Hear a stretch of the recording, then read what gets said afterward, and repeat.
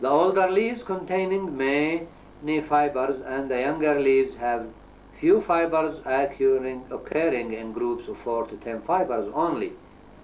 The individual fibers have thick, highly refractive walls up to 5 micron thick.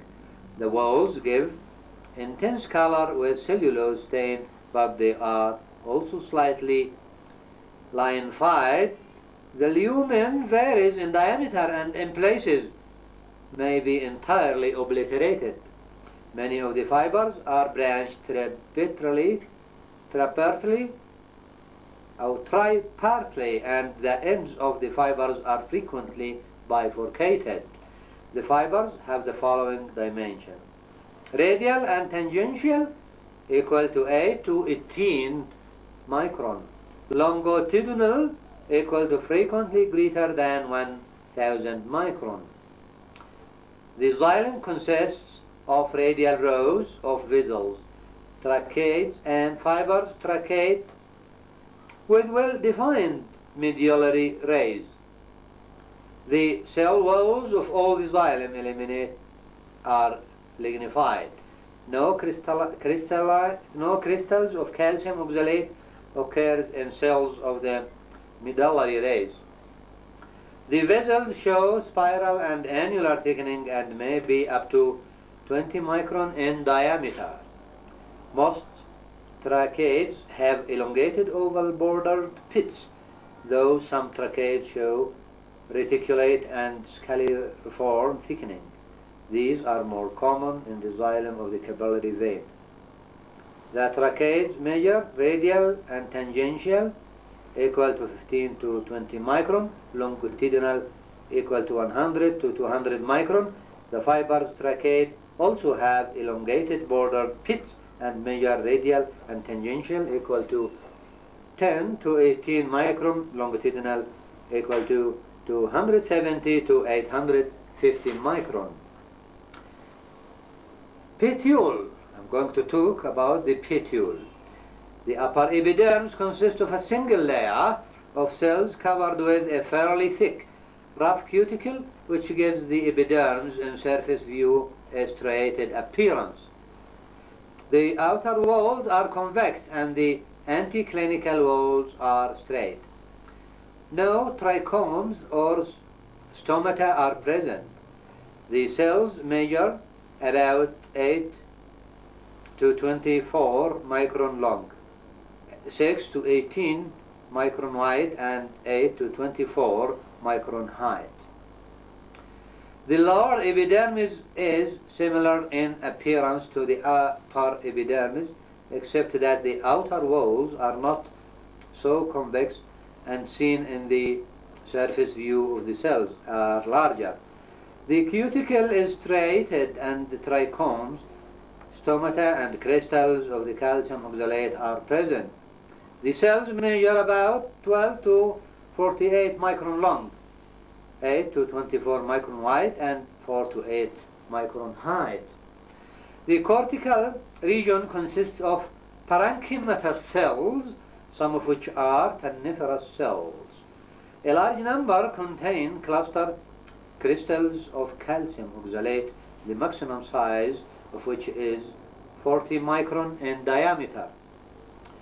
The stellar region is similar to that in the midrib, the only difference being in the smaller number of pericyclic fibers, which occur in group of 2 to 8 fibers arranged as a crescent-shaped tissue.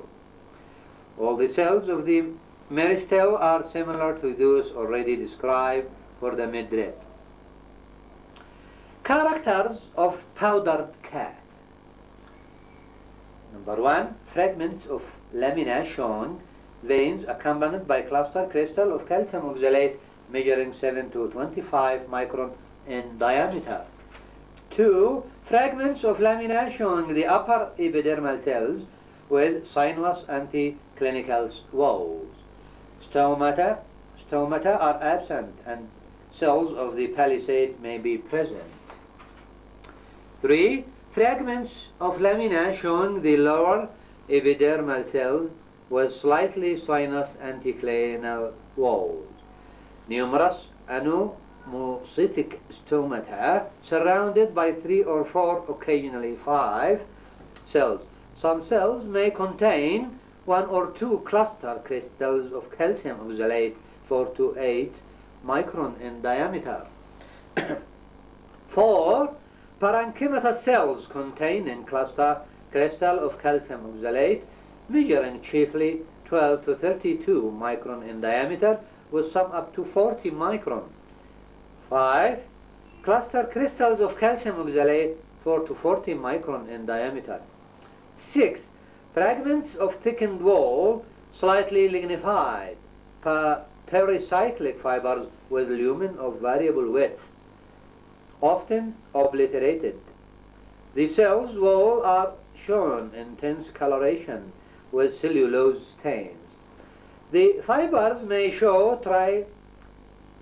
tripartite branches and the ends may be bifurcated. Tanniferous cells, the content of which stain brown with dilute solution of iodine, greenish black with solution of ferric chloride, and orange red with Sudan 3. 8 fragments of straight-walled epidermal cells from the petiole. 9 fiber trachate with lignified walls and having elongated oval bordered pits. 10 trachates, some of which show scalariform and reticulate thickened, and others with elongated bordered pits.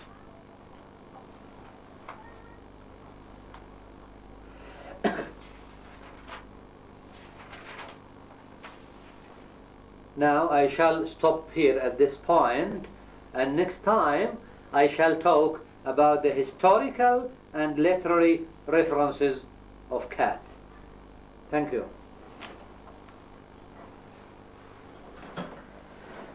Hello. Well, I'm going now to continue talking on my subject, cat poison chewed in Yemen.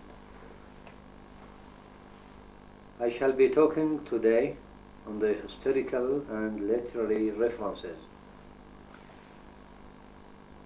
Certain anonymous records claim that cat has been found in the Yemen since ancient times, and that it was brought from Ethiopia to the Yemen in 1424 AD, that is to say, before the coffee tree was cultivated in the later place. It was said to stimulate the memory, and Alexander the Great is said to have used cat leaves to treat an infectious disease which spread among his soldiers.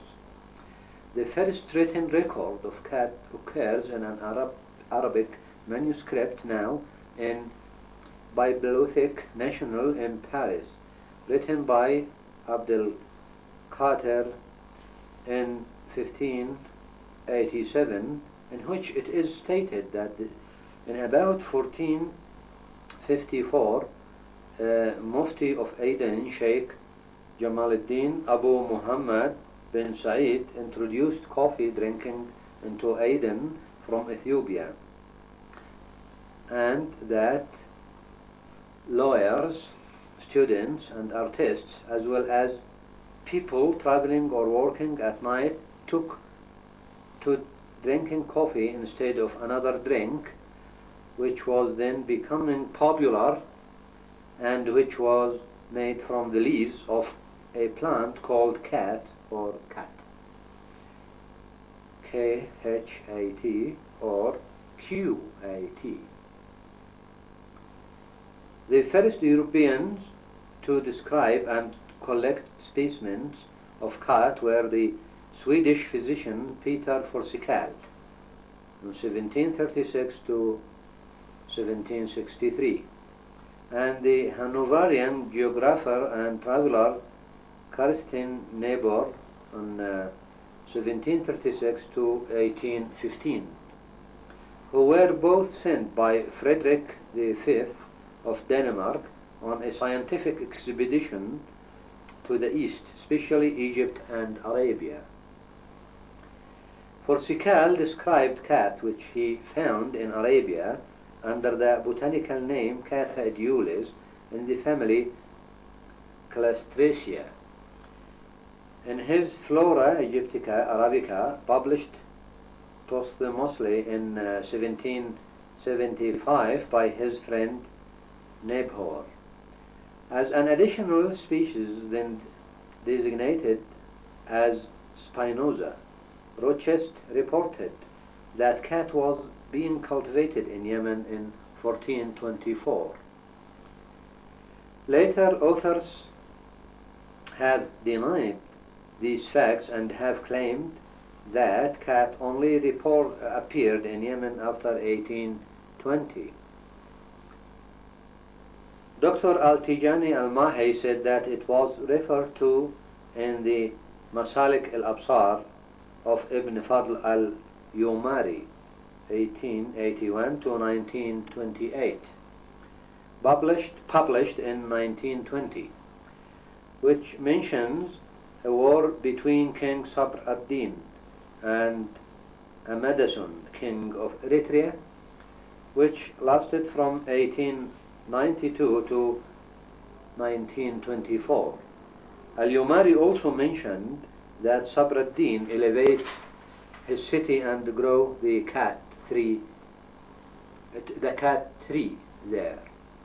This story has been mentioned in Journal of Medicinal and Pharmaceutical Chemistry, where it says the first historical reference to cat appears in a chronicle on Amadisun, who reigned in Abyssinia from 1314 to 1344.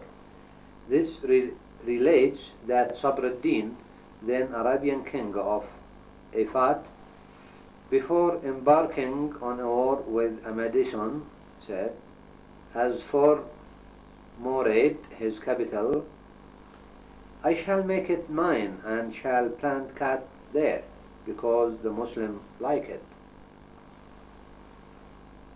According to her court, the planting of cat was introduced from Abyssinia into Yemen about 1424 by Sheikh Abu Zarbin.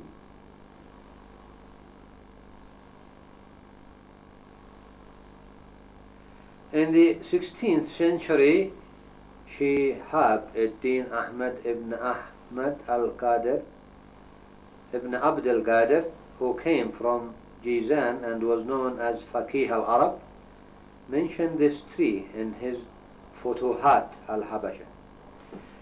It is also mentioned in a pharmacopoeia published in 1486 by Najib ad-Din al-Samarkandi, died in 1220, as a stimulant and anabolic. In the same book, on a notation by another hand, says cat is found in Kiloa and in Yemen under the name Kafta, copied in 1680 in Kairouan. In Al-Imam al-Makrizi, that was 1304 to 1642, it is stated that in Ayala, a Somali city, there was a stem from a tree without fruit. The leaves were eaten by the natives because they stimulated the intellectual power and restored lost memory. But they caused anorexia, loss of sexual desire, and insomnia.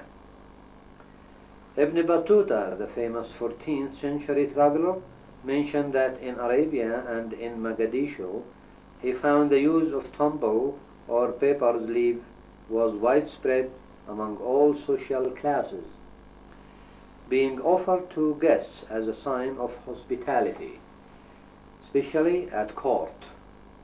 In addition, he said that the leaf was used in India. Although he called the plant tumble, it must have been cut, judging by his description of the effects of using the leaves, especially the euphoria. Furthermore, at that time, tumble was not to be found.